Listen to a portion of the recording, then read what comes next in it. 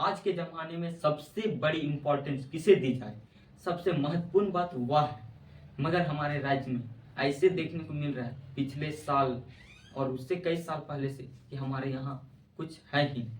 तो चलिए जानते हैं वह मुद्दा टाइगर जयराम महतो से, जो डुमरी विधानसभा से पहली बार विधायक प्रत्याशी के रूप में चुने गए हैं, तो उनसे जानते हैं। झारखंड राज्य जिस पृष्ठभूमि से आता है, मध्यम वर्ग परिवार के माता पिता बड़ी मेहनत के साथ पाई जुगाड़ करके अपने बच्चों को हजारीबाग राज्य से शैक्षणिक संस्थानों में पढ़ने के लिए भेजते हैं अध्यक्ष महोदय।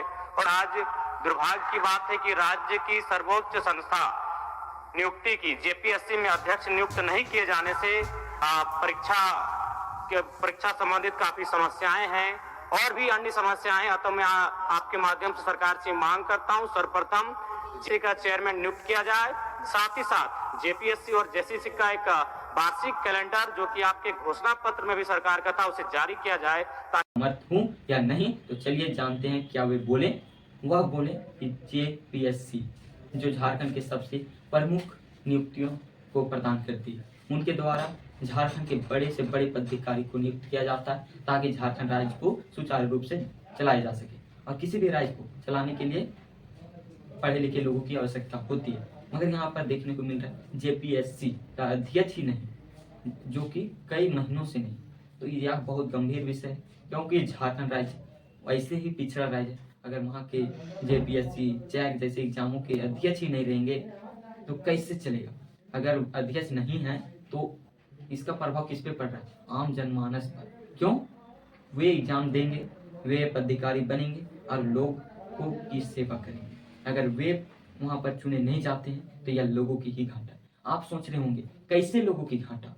कोई भी पदाधिकारी आता है, कोई भी अधिकारी आता है तो वह अपने लिए काम नहीं करता, जनता के लिए करता है। तो जनता के लिए करता है तो आप सभी जान ले कि जो आप फूड इंस्पेक्टर देखते हो, जो आप खाना खाते हो, उसमें क्या मिलावट है, क्या नहीं है, क्या अपशिष्ट पदार्थ आपको दिया जा रहा है, उन सभी की जांच करता है फूड इंस्पेक्टर या जेपीएससी के द्वारा नियुक्त होता है। और ऐसे कई हैं, जैसे आप कोई सामान खरीदते हो, आवश्यकता से अधिक दाम पर वह बेच रहा है तो उस पर भी कार्रवाई होता है, जिससे उनको एक लिमिट में रखा जाता है, दुकानदारों को, बिजनेसमैन को, ताकि लोगों को ठगा ना जा सके। मगर यहाँ पर 7 महीनों से नहीं है तो एग्जाम भी कंडक्ट नहीं होगा, जिससे नियुक्तियां भी नहीं आई। कई नियुक्तियां जेपीएससी की अभी भी हजारों में खाली, मगर उसे भरने का काम नहीं हो रही। और एक तरफ से एग्जाम भी नहीं होगा। यहाँ पर धांधली के मामले तो अलग देखने को मिलते हैं, मगर यहाँ पर जेपीएससी का अध्यक्ष नियुक्त नहीं है। तो आप इस प्रकार समझ सकते हैं आपके परिवार में कई मेंबर होंगे, मगर उन मेंबर में से अंतिम डिसीजन, अंतिम निर्णय एक मुखिया का होता है, जो आपके वरिष्ठ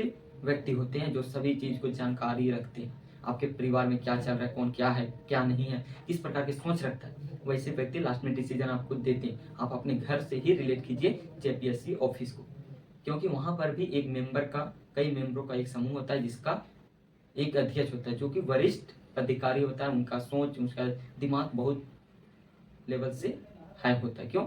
उसे डिसीजन लेना होता है बहुत बड़ी सभी देंगे निर्णय, मगर डिसीजन अंतिम में सिग्नेचर उन्हीं का लगेगा, तभी सभी काम होंगे। तो उसी प्रकार जिस प्रकार आपके परिवार में कोई व्यक्ति को बीमारी हो जाए, उसका इलाज कराता है वरिष्ठ व्यक्ति, जो कहेगा, जहाँ लेने को कहेगा वहां पर ले जाएंगे। मगर जेपीएससी का अध्यक्ष नहीं है, कहाँ पर चुनाव होगा, यहाँ पर परीक्षाएं होंगी, कहाँ पर क्या होगा, उन सभी का निर्णय लेंगे जेपीएससी के अध्यक्ष। तुम वे नहीं लेंगे तो हम लोग की ही नुकसान है।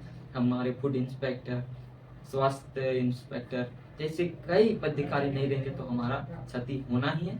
मगर या जल्दी हो, या सदन से मांग की है टाइगर जयराम महतो, यही होना चाहिए रियलिटी में, या नहीं होता है तो हमारे राज्य का बहुत बड़ा दोष।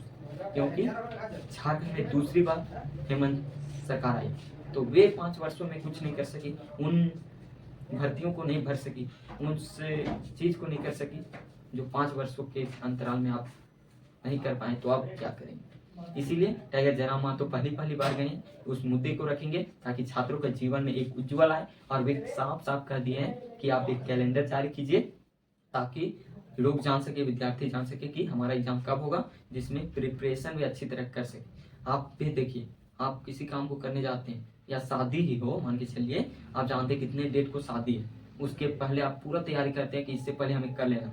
आप ऐसा तो नहीं करते कि तारीख नहीं पता है, बारात आ गया, कल भोज है, ऐसा नहीं करते।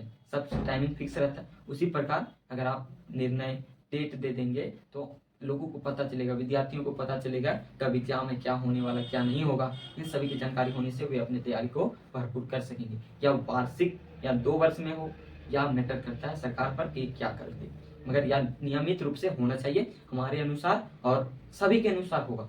जितने भी शैक्षणिक लोग हैं उन सभी का यही निर्णय रहता है कि आप फिक्स कर दीजिए इस महीने में होगा, हर वर्ष 2 साल में हो या 3 साल में हो, या जिक्र साथ में कर दीजिए ताकि लोग भी स्पष्ट, सभी लोग स्पष्ट। और यही था टाइगर जयराम महतो को सदन में उठाने का काम।